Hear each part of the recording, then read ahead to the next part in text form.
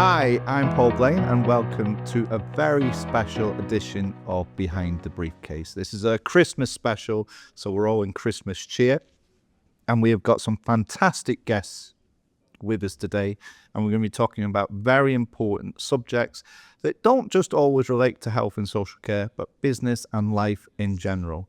The guests we have around the table today include people from the world of marketing, providers of health and social care services, and educational facilitators, as well as key influencers that you would have seen on the likes of LinkedIn, Instagram, Facebook, etc. like that. So sit back, enjoy, listen to what has been said. We have got such great experience and knowledge in this room, and hopefully take things from it that will help you in 2026. So without further ado, let's get into it, and let's welcome our guests panel here today. So first of all, we have Katherine. Katherine, do you want to just explain very quickly who you are? So I am the head of regulation and care compliance at Fulcrum Care Limited, which is a specialist consultation company for health and social care. Do you want my background? No, we'll get into that. Don't worry about that. Okay. I'll just announce them by first name and then they can explain. We've got Cam. Hi, I'm Cam. I'm from Walfinch, Oxfordshire. I'm part of the Walfinch network and I'm the managing director for the Oxfordshire branch. Lovely. Palvi. I'm Palvi Dodhia. I'm co-founder of Serene Care. So my husband Jay and I own Serene Care and its residential and nursing services in the Midlands. Lovely. We've got Harry. I'm Harry. I'm the co-founder of Care Launch, and we help care providers generate more private pay inquiries through marketing services. Lovely. We've got York. Hi, I'm York Woodford-Smith, Managing Director of Five and a Bike. One of the main things we do is we make video content, and we're making this today, so you'll be watching what we've made. So there you go. Lovely. We've got Elaine. Hiya, I'm Elaine Warner. I'm the Managing Director of Care Business Associate Training. We've got Louie. Hi everyone, I'm Louie. I'm the founder and director of Care Research. We help services particularly with feedback surveys and training staff to make sure that they handle the CQC inspection effectively. Wonderful. We've got Hayley. Hi, I'm Hayley. I'm Chief Executive of St Martin's Care. We are a nursing and residential care provider in the North East. And we've got Sarah. Hello, I'm Sarah Willitts. I'm the Associate Director of Operations for Abbey Healthcare and we have nursing services nationwide. So what we're hoping to achieve today for you and for us in the room, because we're all very excited, is to learn a little bit about how the year has gone, what the year ahead looks like, and to really delve in to those key areas that we all need to understand and know to help us have a much more successful 2026. Now I'm happy to jump in and say I think one of the big things that affected all of us was the CQC's indecisiveness and trying to figure out what on earth they do with the single assessment framework. It's almost 2 years old. Happy birthday, single assessment framework, however long you last. And I think as a sector, what was difficult was the silence. It's the what's around the corner, because it's very hard to prepare for a battle when you don't know what weapons the other side have got. Not that I want to say it's like a battle, but I think there was a real challenge. The services thought, well, what do we do in this weird in-between bit? And now we've just got the release of the consultation. It kind of feels like lots of steps back. I think services don't really know whether to believe it. Like, is this actually going to happen? Or is this just kind of another stalling mechanism, another kind of 6-7 months of kind of clicking your fingers? So I think that's been a real challenge just for the sector as like a background noise to deal with. It's so inconsistent. I think the chaos that they're experiencing internally is then impacting the sector. And in terms of the challenges for providers, it's multifaceted. It's the challenges that are then passed on to the people they're caring for, their staff, as well as the people they're caring for. But also, I think it affects their mood and their well-being, and it knocks onto everything else when they've got multiple challenges like national insurance, the fact that they're going to possibly lose a huge part of their workforce in the immigration changes. So it's just an added stress, isn't it, on top of it? I mean, we have some providers in the room. So from your perspective, those challenges that have just been mentioned, did they have an impact on your service this year, and how? I mean, for me, it was difficult in the past, I had a CQC inspector that I could contact. He was my guy sort of thing, so if there's anything I wasn't sure about, needed some advice, I could call him. And with all these changes, that stopped. He's been relocated. You don't have a point of contact. And that makes you a bit scared, really, that, who do I go? And you get different advice from different people. You never get the same piece of advice, do you, when you call someone? So I think that's been really difficult. And I mean, your business is very much based around community in home, so care in the community. So what I've noticed is actually when we're talking about inspections being very low level, and what I mean by that is infrequent within care services, where I see in domiciliary is even more. I mean, CQC also gifted us a portal that doesn't work, where there was nothing wrong with the portal before, where you could see everything, you could make all of the changes that you wanted to do. It's really challenging. But I think we struggle to talk about money, don't we? I think in talk about care as business, but we are businesses and we have to be viable. And for us, the biggest challenge was the increase in national living wage and the national insurance, because that's cost us as a business £400,000. And we're predominantly a local authority funded provider. We have about a 12% private market. So because of where we operate in the northeast, and that has caused significant challenge for us as a provider.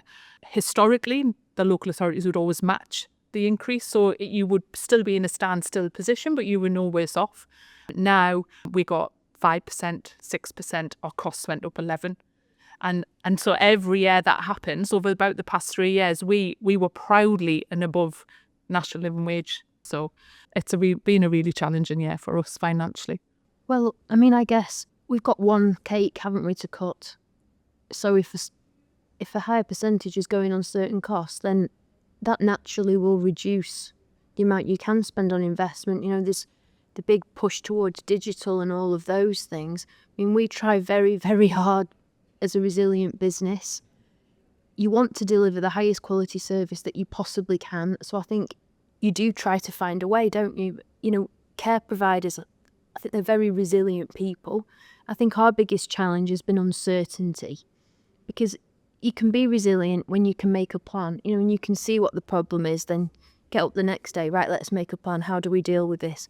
But I think the uncertainty around costs, the uncertainty around immigration and supporting our overseas workers, I think the uncertainty around CQC and our regulators, I think that has brought a real challenge in itself. It's sort of exempt from the specific issues that we're dealing with. Absolutely. And, you know, if you think about, you know, the size of the companies that you guys operate, they're quite large. I mean, Palvi, me and yourself would probably sit in a similar bracket as the smaller providers, even though your growth over the years, you know, has absolutely outweighed mine.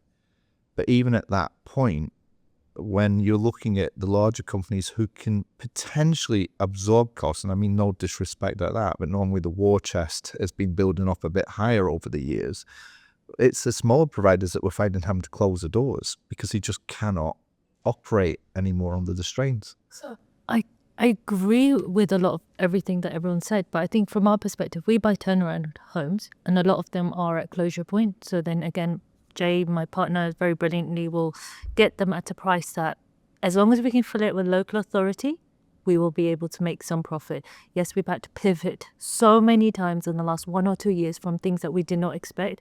But I've got to a point where I'm not really worrying about whether it's Chloe's or single assessment framework. I'm just sitting there going, are we giving good quality care? And as long as we're giving good quality care, I don't care what label you want to call it, but we all know what good looks like. We all know what bad looks like, irrespective of what label. And I've got to that point now where it's like, it's not about always being inspection ready. It's like knowing morally we are doing a good job. Yes, it is really stressful to be in this market, and we all talk about how difficult it is, but I also think that we came in for a reason, is to help people. And I remember Jay was saying to me just yesterday, what other industry would you genuinely be able to make a true impact day in, day out? Because historically I was in investment banking. That's not, and I thought that's what I wanted as a career, but I wasn't doing the positive impact and stuff. Now it's just us having to learn to be resilient, pivot, and also constantly find new ways of helping people and finding ways to do it. You're just listening to what Palvi has said there. You're assuming I was listening. Everyone listens. Of course, that's good to see. I was also making some notes. And Harry, I'll bring you in on this too. How do you market that? But back to your point that was made over here, I think the CQC rating isn't, the customer doesn't understand the drama that's going on, right? Like, as much as we all get what's going on, they just don't know about it. So they see the picture, the colour, and they make a decision off the back of that. You know, they might read the report, they might notice it's old or new, They might not think a report from 2018 is too bad. I noticed my local doctor's surgery was rated good in 2016. It's definitely not good. Definitely not good by no measure. But, so I understand it because I understand sort of what's going on, and you're connected with the sort of drama of the sector and the gossip and everything that's going on. But I think most people just don't really get it at all. So, but then that also presents an opportunity in the fact that you can kind of push past it if you've got a bad score and it requires improvement, and you can say, look, we've done this, that, and the other. So it can create an opportunity, to try and grow the business. But marketing isn't necessarily the sort of thing that your business will stop working, and especially in a sector where demand is like pretty cyclical, like that people are out in the market looking. You don't suddenly start going, oh, you see an advert on the side of the bus and you start going, oh yeah, I'd like to get some care now. It normally, for most people, it's probably about 90% of people, it hits suddenly. And it's this massive decision. And again, I think as a sector, we undervalue how horrible it is for people going through this decision, how much guilt, anxiety, how complex that relationship is to, maybe you've got to spend 6 months convincing your nan that the best thing for her would be to move to a care home because she can't look after herself. So I think we forget that as a sector as well, like how much we need to help people when they're coming into it, because they're often there very much against their will. They don't expect it to be as much as they oh, that's really expensive. It's like, yeah, that's how much it costs to deliver good care, unfortunately. So I think I don't know the answer to how to market to that, because But I think half of the marketing comes from word of mouth from the local authority, the social workers, because when someone is looking for care and they're in a hospital and their mum or dad or grandma or someone's in the hospital, it's normally the discharge coordinator in the hospital that will recommend your home. It will be the fact that you're from the area, so you know about it, and that's just organic word of mouth. So doing a good job and being good at care is, probably 3/4, if But not more. but we make sure we do lots of community engagement to make sure our name's out there, not because of feeling better, it's just because it's a good way to keep it a lovely environment for our residents anyway. So, and again, it all just plays out because you've got lots of little kids coming in doing singing and choir. They'll tell their parents, they'll tell their grandparents. There will be conversations being had about your homes, whether you know it or not. And that's how the marketing happens, right? So, Harry, based on that, how important is it when people are looking, we'll talk about the challenges that you would have faced, but how important is it that people actually do look at their budgets more effectively in terms of how they get that bigger return for the buck? Because that's what people are after now. Marketing at the moment, for a lot of providers that we speak to, is very much seen as a cost center, not something that is an investment to deliver an upside return. I think that is something that we work quite hard with the providers we work with to show, which is we get the budgets are extremely tight, but if we can turn X amount into X amount of inquiries, therefore there is a return on that investment and you start to see the growth. But the other thing, coming back to your point about community engagement, which I think is really important, is we see our job to amplify rather than change anything, which is if you're doing incredible work in the community, why can't we put that out to another 100 to 300,000 people across social to build that brand even further? Because there's only so many people you can talk to in a day, but we can get you in front of those people via social a lot quicker. But the one thing that we have been struggling with for a couple of years now is the same, which is just lack of understanding of what's going to happen, what's around the corner. Every time we feel like we've turned a corner, something else comes forward that is just outside of our control. And it sounds like everyone is facing the same thing. And We can talk about the financial constraints that's been put in place, and I'm sure there is more to come. But ultimately, the relentlessness from the inspection body, as was spoken before, is very much sticking to the norm. You must do that, and then adding on top of that, when we look at sort of the mandates for the likes of Oliver McGowan and that, or the RRN, and these are expensive things to operate. So if the companies don't have the money, but the regulator is applying the pressure to do it, are you finding that clients are almost trying to get a race to the bottom technique where they just need the certificate, or are you still finding that they are pushing to get the highest quality and training to it? I think it's been such a challenging year because, we have been trying to make sure that our clients are maintaining that ethos of it's quality first, every time. But what we're needing to be doing is we've had to evolve as a training company to be looking at how we can ensure that happens, and doing, we've been doing training reviews this year. So we've been sitting down with our clients, and one client that kind of springs to mind, that we cut £47,000 of business in one day by going through their training, what was needed, talking about kind of how that can be blended learning with their e-learning, looking at how we can be competency assessing and not doing the same kind of repetitive training that goes on all the time. And that kind of, we're a small to medium-sized business. £47,000 in a day loss is huge, and that was just one client. But at the same time, we want to ensure the quality is there, the care is still there. So, we've had, as a company this year, been looking at, well, we can't put our prices up because the providers are already, going to kind of get hit by it. So it's about how we can work with them, what can we offer, and being creative, I think. So we've certainly had to be doing.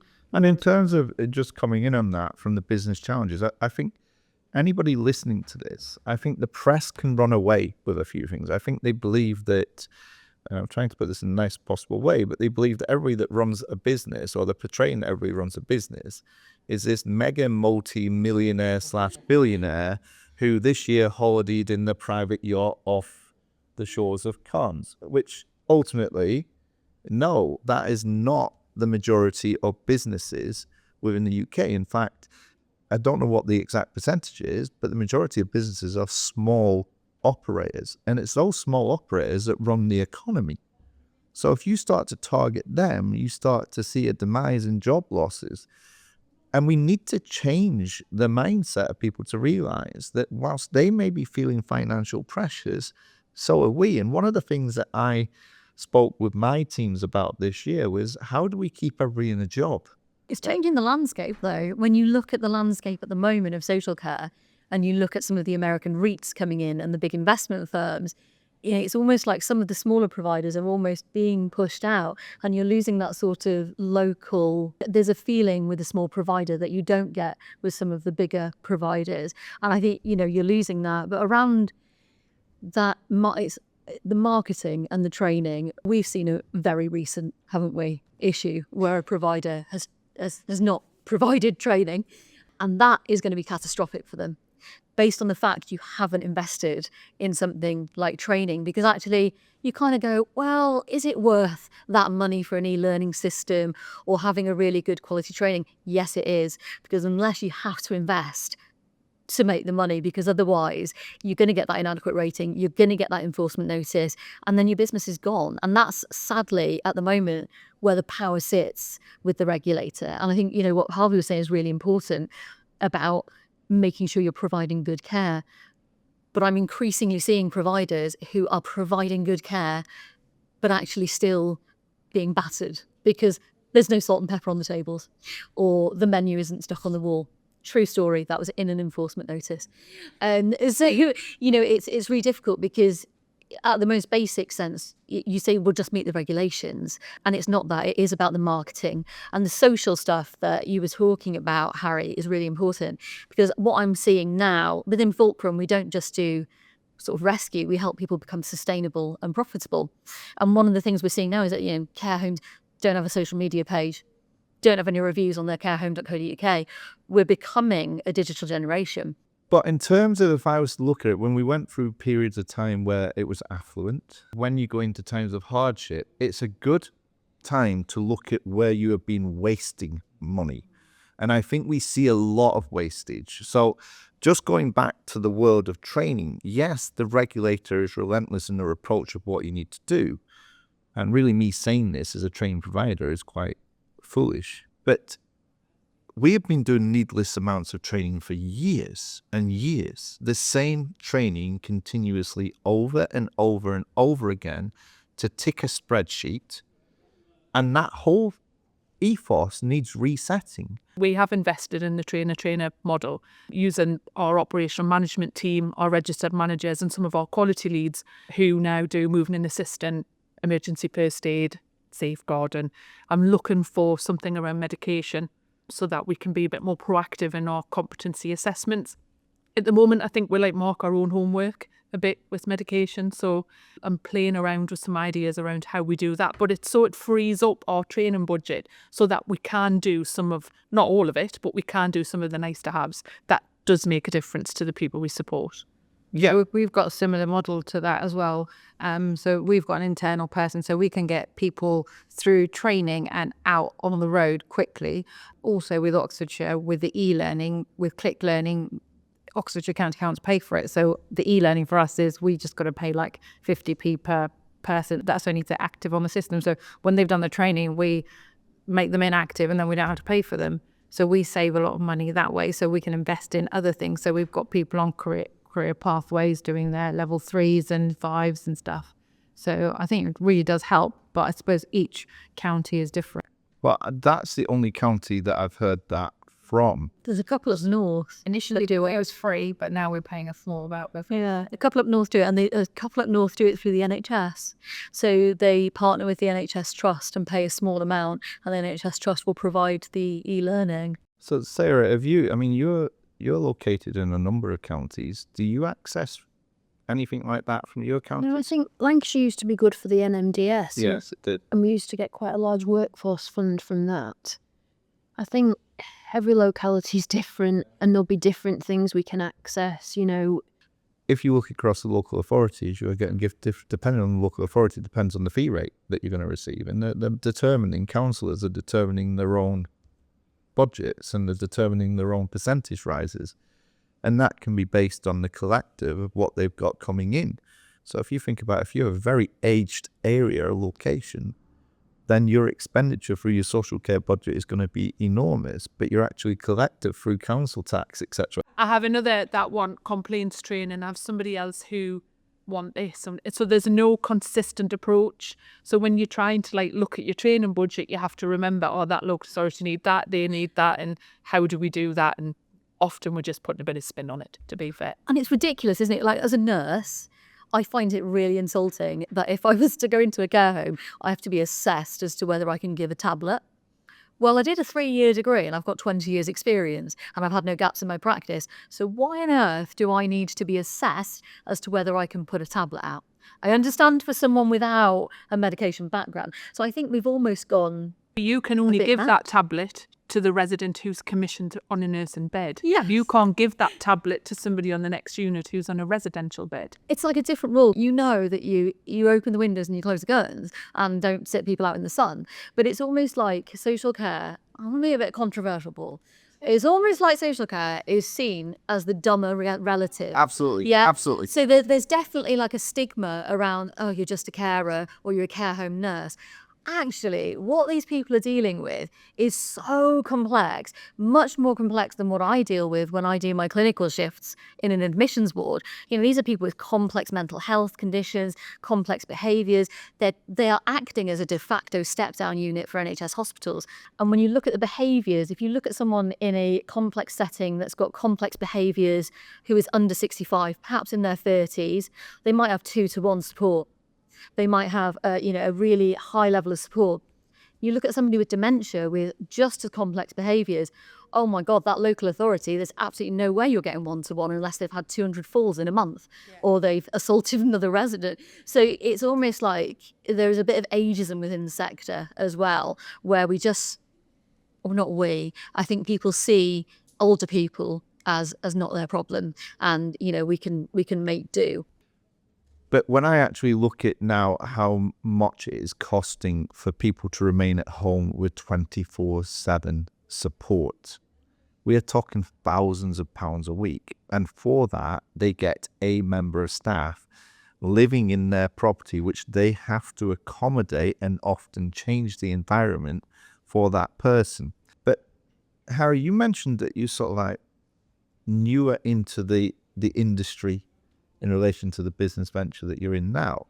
When you're listening to this talk around the table, you can tell there is a lot of, not necessarily uncertainty, but there's no clear path to follow. And when you're looking at it from your business perspective, what is your advice to people when you're putting messages out to the public? Because predominantly that's what you're trying to do. Yeah. Everything that we do is from a communication perspective. I think it's interesting. This is a totally different tangent to everything that's been spoken about, so forgive me. But obviously earlier on we were asked to go outside and speak about like what should the focuses be for 2026 and things like that. I think from the outside looking in, I think Yorkie mentioned it before as well, is that people who are seeking care for a loved one or for themselves, they're essentially lay people as well. Like they know nothing about care until they need care, and then they need to go through that process incredibly quickly. I think the thing that is striking me is the challenge and what people are using as a solution at the moment across industry is that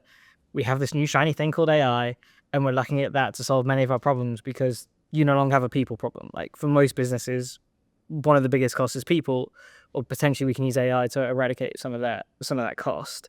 But I think in care, from a communications perspective, that is incredibly dangerous because when you are in that state of mind, the first thing you want to do is just speak to someone who actually understands it and can explain it to you.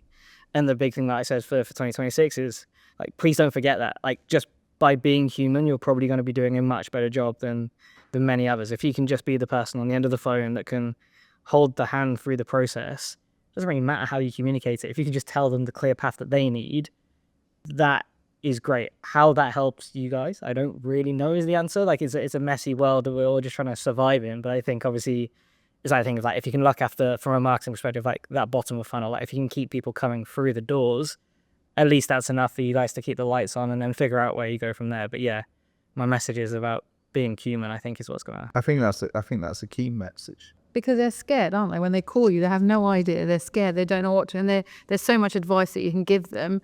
And even if you can't help them, you can direct them in the right direction. And AI is not going to possibly be able to do that. And, you know, it's the same like, you know, that we had somebody come to us about, you know, the initial calls that you make when you're doing recruitment calls. And I think that first call is really key because that's where you're going to be able to sell yourself that, you know, come and work for me. And I don't think AI is going to be able to necessarily do that. So I think that personal touch and the human contact is key, isn't it? So I mean, Louie, based on that, and often you got a social worker applied to you straight away, and they helped you with the funding and the finance.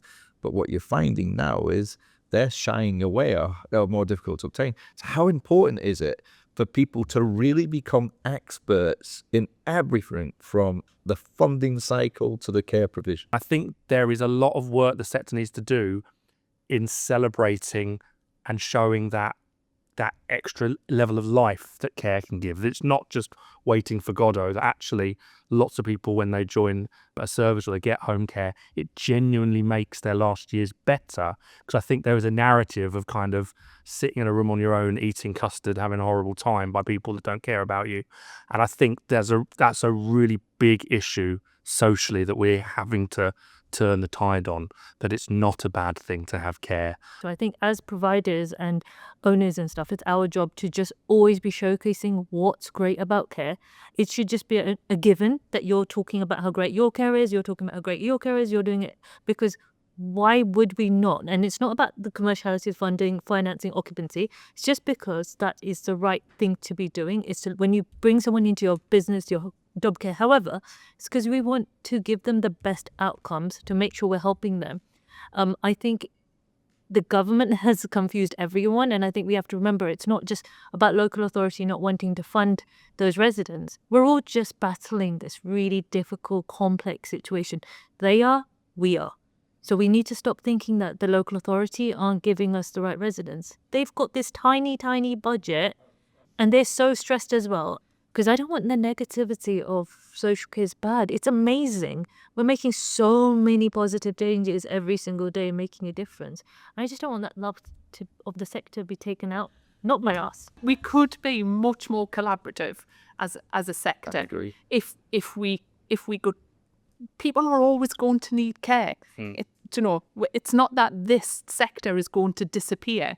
People will always need some aspect of care. And I think as care providers, some of the responsibility is on us to change, I think, new models of care. So supporting people to stay at home for as long as possible is what I would want. I'm sure it's what we would all want. So it's what we should be doing. So we have a revolving door. I think commissioners underestimate the power of TLC.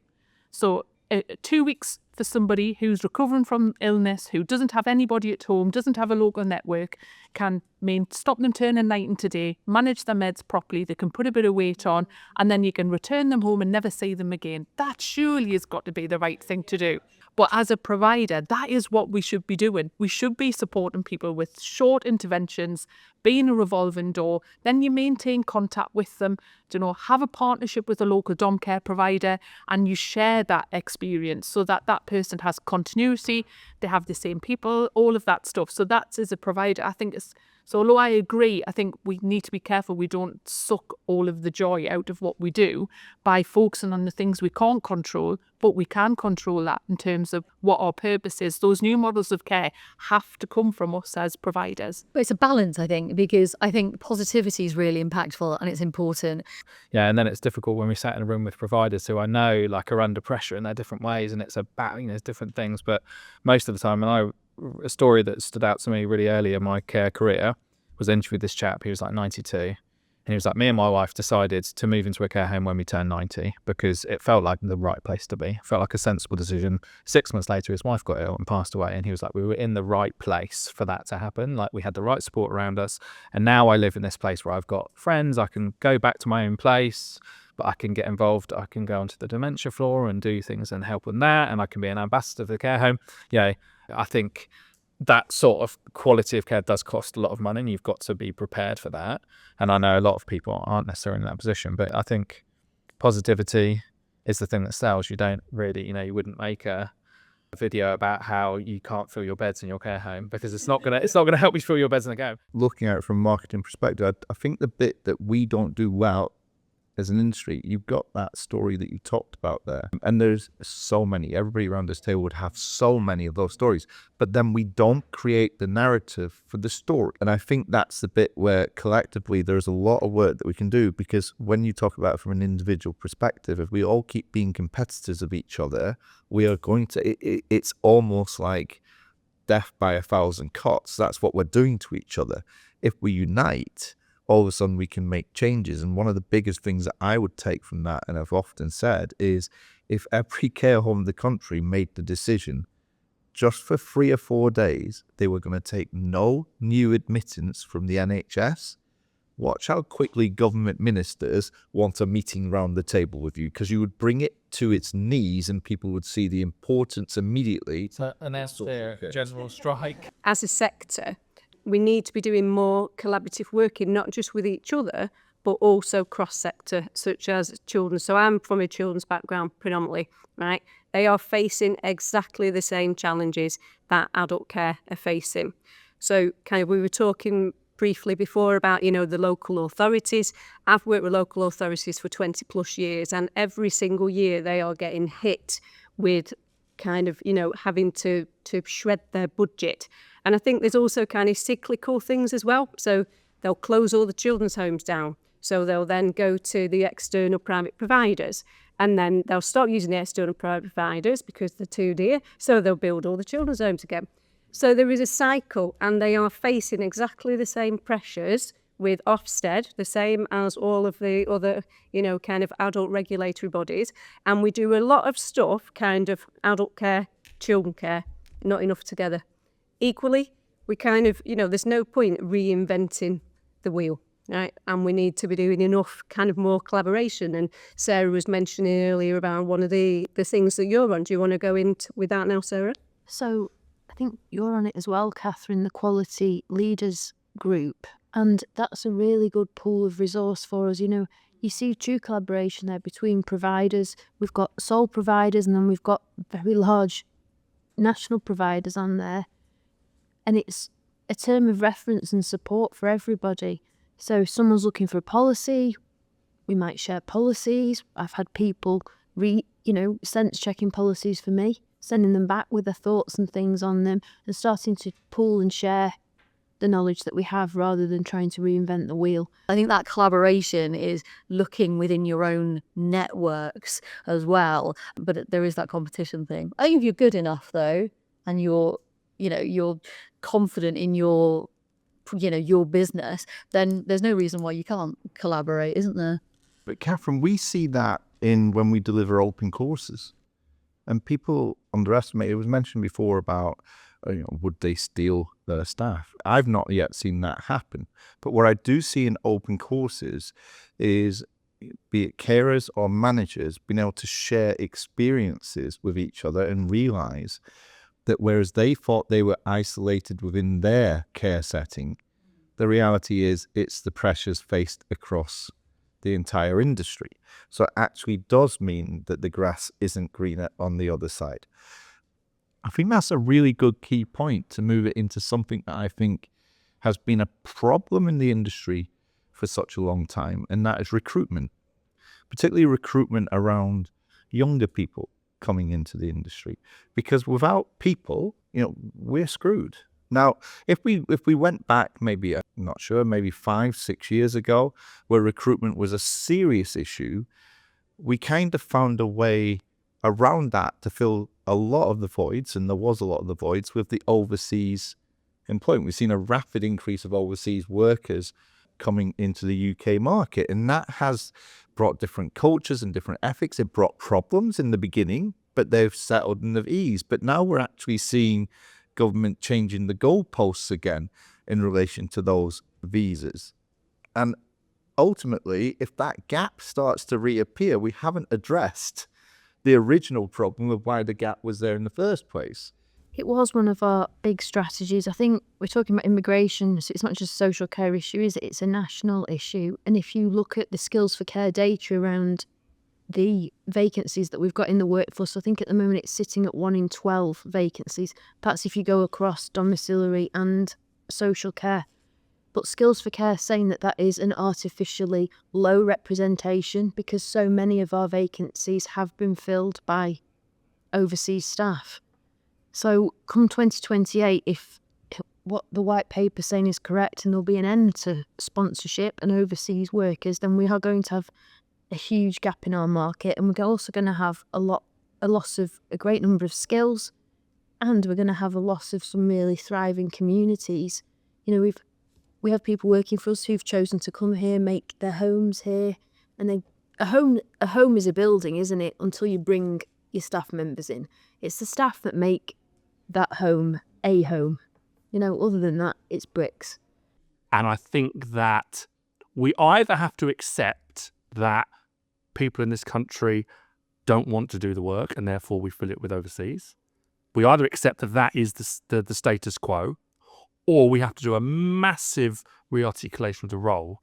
And complicatedly, we have to work out our relationship with both overseas immigration staff, homegrown staff, because there is this weird thing where when they come together, it further compounds the narrative that this isn't a job. But I think there's a massive question about who suits this work, what does that mean in terms of the value of this work, and then what does that mean in terms of the way we advertise the pipeline and fund that role. Yeah, fund it. I mean, just on that one, Louie, it's something that's spoke to me for so long, because going back to something I think Katherine said earlier about how social care is perceived over healthcare, even within a education system, mainstream, it is all talk around healthcare. Now, if you actually turn the dial a bit, there is some very successful people around this room who, whether they fell into social care or not, it gave them a career, it gave them a life. So I, for one, can sit here and say started off as a care assistant. Okay. Now, no one at school turned around to me and said, oh, by the way, you could get yourself through that industry with experience and knowledge and learning and developing the skill. You could get yourself to a salary of 80,000 plus per year, which is what we're seeing some managers of the top end settings. Or you could end up running a successful business that educates people. Or you could own your own care facility one day, because none of that would have been possible had I not entered the world of care. So there is still huge careers that can be forged within this industry, but it's not sold that way, it's not educated that way, and the people that manage to do it are the people that stumble across it, find it themselves, and have a self-drive and self-motivation. Now, if you want to change the dynamics of people coming into care, you have to make them see that in the same way as an accountant can earn £100,000 a year, so can you. But not every accountant earns that money. It's an accountant that wants to actually become the expert in it and do good. That is not getting across. Instead, it's like, would you like to be a nurse? Yeah. And I don't mean that in a demeaning way to nurses, but ultimately it's as if that's the lowest level that you can go into within that industry. How rude. Can I just come in on that a little bit? As to, it feels like like you've lost control of the narrative a little bit and not telling your own stories. I think even as you're saying what you're saying there, Paul, it sounds like that's someone else's responsibility to tell that narrative and to change that narrative. And I don't necessarily think that's true. Like, one of the things that has, every time when we speak to a care assistant or a senior care assistant, activities coordinator, is how much passion these people have for their roles, but how rarely those stories are told. And one of the big things that we are saying to providers is, who are the people you would like more of? Because I know in my business, I have a few people that I would like more of. One, Harry's probably enough, but like a few more other people like could actually be looking for. It's like tell their stories and say that if you are like this person, we want to speak to you. Like, that happens in many other industries. My background, again, like I said, SaaS, was developers used to be a problem. Finding a good developer used to be a huge problem. And we then changed the narrative of what it meant to, as an industry, changed the narrative of what it meant to be a developer. Suddenly, you weren't a nerd sat in a basement somewhere not being spoken to. You were one of the cooler people in the world. And then that narrative changed and more people became developers. Like you say, that story of, you can go into care and be a manager before you're 30 and be earning probably significantly more than your peers do, if that's what you want to do. And there is space and innovation and the people that love it. And going to Palvi's point earlier about the negative perception, it's like there's not a lot we can do about the market's negative perception, but we can work in our own little bubble and work in our own little communities. And when you're pitching jobs out to the market, there's just so much space to be different and interesting and provide stories and and showing the job actually how it is, rather than this sort of idea of like, here's a thing, here's your responsibilities. And so many sectors still do this, and there is space in the other sectors, because the other sectors are still just sort of putting boring job adverts up, and care is sort of visceral and interesting. Can I jump in? The one thing that I find very, I guess, weird in the sector is the fact that people still look at the CVs and go, how much experience have you had in care? So when we interview people, we use value-based recruitment. Do I get a good vibe from you? But also, when you're bringing them through the door, be quick, recognize the passion and lock it in. Is it the old school sort of hierarchy of the like healthcare model, where it's like you kind of put in a role and the shift is 12 hours and we've taken that from the NHS? But actually, I never worked in the NHS, so for me, I'm just making up, going, what's common sense? I need to get my rota filled. I need good, kind people on that rota. Why am I making it so hard for them? And why am I making it hard for myself? I think that it's simpler than that. We talk constantly about person-centered care for the people we care for. We don't apply the same approach to the people who do the caring, and it's really simple. It's about people work for people. So the people who work for St Martin's Care don't work for St Martin's Care. They work for Barbara, who's the manager at Woodside Grange, or they work for Alison, or they work for that team leader, because they have a great relationship. Everything we do in our business is about people. So as much as the digital landscape and AI has a place, everything we do is based on those relationships. And I think that whole person-centered care approach is about flexibility. It's also about, I was talking earlier, like when life happens, and life happens to all of us, we have to be there for our workforce the same as we would be there for the people we support. And I think, I think that's a massive shift in culture. We changed our supervision model because I think the term supervision is punitive. Even just the word makes you nervous. And people should leave a session with their manager feeling 10 foot tall. Yes, with a clear plan on where they need to maybe have a bit more training or a bit more guidance, but it should be a positive experience. I'm only in the CEO role since August, so I have 100 ideas every day. And if one lands and generates something positive, that's great. But I want all of my workforce to have a person-centered plan and have a North Star. And everybody's North Star will be different, and we should be part of their story the same as they're part of ours. But I know that on a Saturday, when I'm not asking you, you are checking a care plan, double dialing in, because you're so invested in keeping me happy and making sure I'm protected as well. That because I'm looking after the fact that you need to take your husband here, or your son's not well today, so you need to log in a few hours later. So on average, we are turning over around about 28% of people within the industry per year. If you're performing much better than that, then that's great. But on average, 28% of people will come into the industry and leave the industry. 60% of that 28% will be people that have worked in the industry for less than a year. 80% of that 60% will be people that's worked in the industry for less than 12 weeks. So if you actually want to get to the root cause of the problem, it's the first 12 weeks. So people will naturally turn around and say they didn't understand the role, or they thought it was going to be sitting down and talking to Vera and having a cup of tea, which is rubbish. There's enough experience and knowledge out there. Everybody knows a carer of some degree. So what is it that's going wrong? Is it that we are trying to get them to a point where they become experts in 12 weeks and they're not actually competent within that period of time? And we're not actually allowing that. So people within care, whether it be health or social care, I think they're very good at blowing their own trumpet and talking about what they do and things like that, because generally they're quite humble, they're quite caring people. So they don't often talk about what they do and what they do really well. Because when I used to go in for inspections, I'd say, tell me something you're really proud of. And people would be like, and when you did a bit of positive inquiry with them, you get loads out of them. But they could tell you 20 things that they wanted to change. So I think, is it about changing the narrative within ourselves to be a little bit more vocal of, this is what care looks like. Yes, it's hard, but these are the rewards you get. Because actually, if you're in the trenches for the first 3 years, then actually your career pathway is going to look like this. But from a kind of, the not using the word supervision, but support mechanism was in place with that.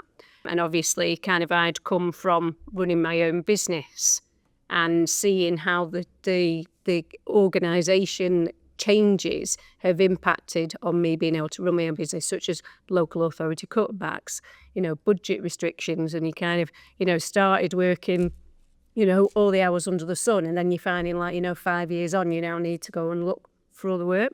So I've got a slightly different theory. I think it takes a very specific person to do care. I'm going to be cards on the table. I would be a terrible carer. And I do think that we have to think very carefully about making sure the right people come through the door, that they understand the nature of the job and that they are supported in it. Because I think one of the problems we're having is that the overseas argument is giving the impression that, quote unquote, anyone can come through the door. And that's not actually the case at all. This is a very specialised skill. You need to have certain characteristics, certain abilities, certain beliefs to do this role. And I think, ironically, if you make it more competitive to get in, strangely, it has a habit of raising the profile of the role. And it comes into this idea of, if, quote unquote, anyone is being taken in, it devalues the quality of the role. And I think that's mixed in with this whole issue around overseas and getting the right people in, etc. You see that in COVID, because obviously there was a massive increase in people who wanted to work in health and social care during COVID and just after, because they were held up as being key workers, amazing. So you can see the power in that, can't you, of making it quite difficult to get in. Well, actually, it's a little bit more attractive to me then. But even in COVID, if you think the inequality between social care, healthcare, we're clapping on a Thursday night for healthcare. Social care is there 24/7. During COVID, we delivered designated settings, so we had to be part of some national forums, and there were senior people in the Department for Health and Social Care who didn't know social care wasn't free at the point of access, like to NHS. My first interview as a carer when I was 16, the manager said to me, I need to be honest with you. She said, it's shit. And I was like, okay. And she said, it is shit. She said, but you're going to have some of the best days of your life here. She said, and you're going to leave with a really good feeling. She said, but you are going to get covered in poo and you are going to be weed on and someone's going to hit you. She said, if you're not ready for that, then this is not the job for you. And I was kind of like, okay. But it gave me a really good perspective. She said, but you're going to hold someone's hand when they're dying. You're going to be the only person who makes a difference to that person. People who haven't got any relatives, you're going to be the most important person in their life. And you can't buy that. And I thought, no, that's what I want. But she told me straight away, literally within 5 minutes of the interview. And that's always stuck with me when I've interviewed people. It's a privilege. It really is a privilege to care for people, because that feeling stays with you. There's people I cared for 20, 30 years ago I carry with me. So I think I have that exact conversation. I also tell everybody to look at my job because I started where they were. So don't look at the senior job, don't look at the deputy manager, look at the CEO. What steps do you need to take to get there? Now, I will get you as far as I can, but I have a huge aspiration that at least one of my services, 100% of the workforce will be engaged in some form of learning. That's my kind of goal. And if I get halfway there, I'll be doing all right. But if anybody's taking anything from this, we know where the problems are likely to occur in the year ahead. It is going to be financial constraints and pressures. It's going to be how you get a bigger bang for your buck in everything you're doing. It's about taking restock of where your spends are and starting to work with people to get the same level of quality, if not better, for the budget that you're working towards. Every business is in the same position. We all don't want to lose each other, which is a collaborative approach. At the same token, we know that recruitment is going to be an issue as it goes up with regard to sponsorship and that. But probably the most important thing in the world is retaining who we already have. And that comes to what I'd like to discuss last in well-being. But I don't want to just talk about the well-being of our staff or our teams, of ourselves as well, because I can hand on heart say that this has been one of the toughest years of my life and what I've gone through with businesses. And I've had to learn to take care of me first, because if I don't, it's like a domino effect that goes through the businesses very quickly. So I'd like to hear from you in terms of things and ambitions for 2026, not just take care of yourself, but also to support your teams and make sure we retain everybody we've got. Because this is the last part, can I go over this way and start with Sarah and we'll work our way around? So I think to sort of protect your own well-being, you need to remember why you started out in this job. Why do we do this job? I think that is the key point to that. And I think we can become consumed with spreadsheets and other things. So I think one of the things that for me helps is to go out into the homes and to see the people that you're helping and to see the teams that you're supporting. And I think that's quite an effective way. And in terms of the retention, it is about seeing those people as people and showing them how much you appreciate them and you appreciate what they do, because this is why we do this job for a reason. And I think you've got to hold that. I think days like today, meeting up with your peers, meeting people, not thinking of yourself as isolated, seeing other people in the sector and the fact that a problem shared really is a problem halved, working together more. Love it. Hayley, have you got anything to add to that? I said this is my first day playing out for a very long time, because everywhere's far from Newcastle, but also I think you can become too inwardly look and forget that you have a whole network who are going to exactly the same thing, or maybe are further on in their journey that you can learn from or you can share with. So I think definitely for my well-being, that really nurturing that network, and I think has to be something that I need to invest some time and see the return on that investment, rather than thinking, oh, my phone's off. It's the first time I think my phone's been off for maybe 6 years. So yeah, I just said to Louie I might never turn it back on. It's quite a nice feeling. So I think that, and I do think it's about just applying that well-being is for everybody. It isn't just the people we support. And when we support people into management roles, it's a real realization that 90% of their job is about the people who provide the support, not the people we support. And if you look after your workforce, that has to be your primary aim. So it is about everybody will need something different. Some people are much more resilient. Some people just aren't, and that's life. So mental health, I think we're in a danger of making mental health a new bad back, and that worries me. That the stigma that comes with that, because I have some people in our workforce who are absolutely crippled with mental health and anxiety, and I've been very fortunate to never have experienced anything other than normal life events where you should be sad, and I worry that that's becoming a bit of an issue for us as a workforce, where that kindness and compassion is becoming a little bit diluted because of that approach. So we're focusing a lot on token therapies. We're investing in some token therapies for some staff because they just can't access it through the NHS or their GP services. So I think that has to be something, and just listening to each other. And I said it to you when we had our chat on the podcast, it's just be kind. It's easier. It takes less energy to be kind to people. And we may not be able to solve everything, but we should at least try. I think that has to be my focus for well-being. Love it. Louie? I think it's been really good to hear today that everyone's had a shit year. That was because I thought it was just me. Oh no, it has been a good year, but there are challenges within the sector that it feels like you're kind of dealing with a new curveball each week. And I think for me, what we're really focusing on is how do we make sure that our team feel empowered to do what they want to do and what they do best. So I think nothing's going to change anytime soon, but I think supporting your teams, being there for them, and I think we've got 75% retention rate at the minute, and I'm hoping to keep it that and even make it better. But I think one of the things we do is we do listen to the staff. The way we've sold and got people on board is because we don't start very early. We start 8 o'clock so the mums can take their kids to breakfast club and we finish at a reasonable time. So I think we're going to try and continue to do that, but we can see now there's a lot of competition out there. So we are having to do some early visits, shorter visits. We were doing minimum 1 hour calls. So we're having to educate our team why we're making those changes. So I think it's about communicating with them, but making sure they're getting the days off, they're having the early finishes and looking at that and making sure your scheduler and your managers are also following that. And if you are doing anything extra, keep talking to them. And I think that really does help. Palvi, have you got anything you want to add to that? So 2 things. In terms of the staff, I completely agree with what Hayley said. Just treat people with kindness and the rest will follow. But in terms of ourselves as providers, the best advice I got was you're the CEO of your own life.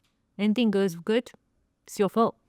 Anything goes bad, it's your fault. No one's stopping me from going to the gym and doing things. These are my decisions. I'm a grown adult. No one can make me or stop me doing these things.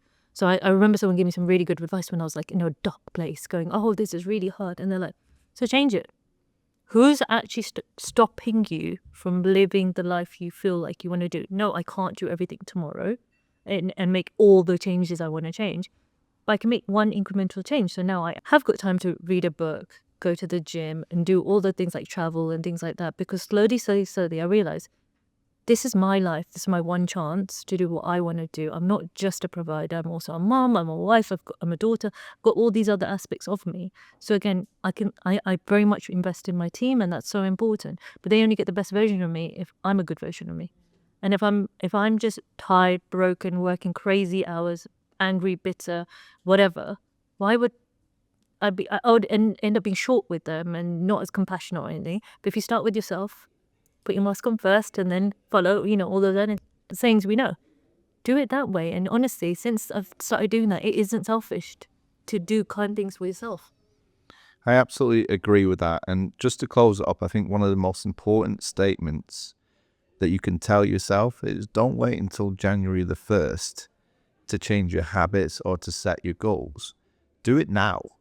Do it while you're thinking about it, put it in place and be ready going into the new year with a 1 week, 2 week head start on it. Then it's more likely to actually come true. Everybody suffers to a degree and everybody will go through challenges, and 2026 will provide those same challenges. But it's what we do about it and what we've learned from 2025 that will result on next year when we all come back around the table. We're talking about all the positive things that have occurred in that year. So from me and my fantastic guests today, and I'm sure they'll join me in saying this, we wish you a very Merry Christmas and a very Happy New Year. And please make sure you stay tuned for Behind the Briefcase in January when it comes straight back to your computer, laptop, phone, wherever it may be. But to everybody here, I want to say thank you very much. And we'll see you next year.